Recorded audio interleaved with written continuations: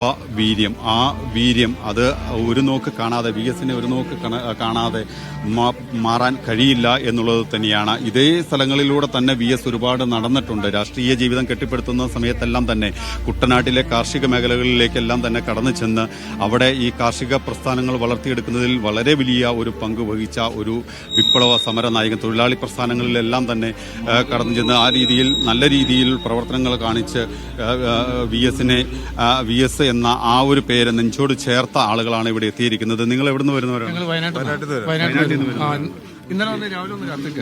ഇന്നലെ അതല്ലേ. VS-നെ സംബന്ധിച്ച് ഒരുപാട് കാര്യങ്ങൾ ഓർമ്മയുള്ള ഒരു സ്ഥലമാണ്. VS ഞങ്ങളുടെ ചങ്കിലെ തീയാണ്, ഞങ്ങളുടെ ചോരയാണ്, ഞങ്ങളുടെ ഏറ്റവും വലിയ ശക്തിയാണ്.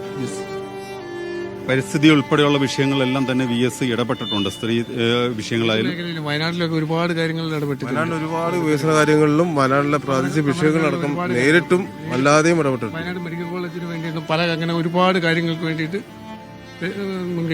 ആദിവാസി മേഖലയിൽ ഒരുപാട് പ്രശ്നങ്ങൾ പരിഹരിക്കാനും സാധാരണക്കാരന്റെ കൂടെയുള്ള ഒരു മനുഷ്യനായിരുന്നു. ആദിവാസി നേതൃത്വം കൊടുത്തിട്ടുണ്ട്. സഖാവ് ഞങ്ങളുടെ നെഞ്ചിലെ തീയാണ്, ആവേശമാണ് എന്നും.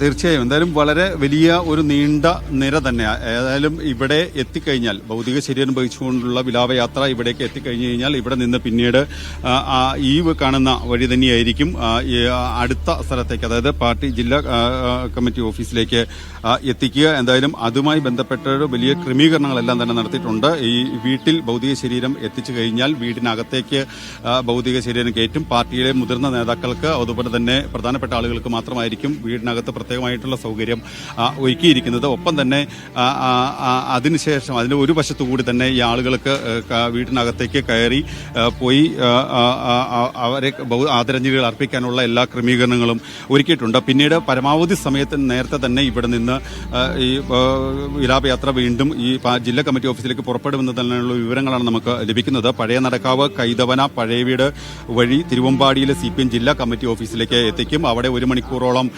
പൊതുദർശനത്തിനുള്ള ക്രമീകരണങ്ങളെല്ലാം തന്നെ ഒരുക്കിയിട്ടുണ്ട്. ശേഷമായിരിക്കും അവിടെ നിന്ന് പിന്നീട് തിരുവമ്പാടി ജനറൽ ആശുപത്രി കളക്ട്രേറ്റ് വഴി റിക്രിയേഷൻ ഗ്രൗണ്ടിലെ പൊതുദർശന വേദിയിലേക്ക് എത്തിക്കുക. അവിടെ പൊതുദർശനത്തിനുള്ള വിപുലമായിട്ടുള്ള ക്രമീകരണങ്ങളെല്ലാം തന്നെ ഒരുക്കിയിട്ടുണ്ട്.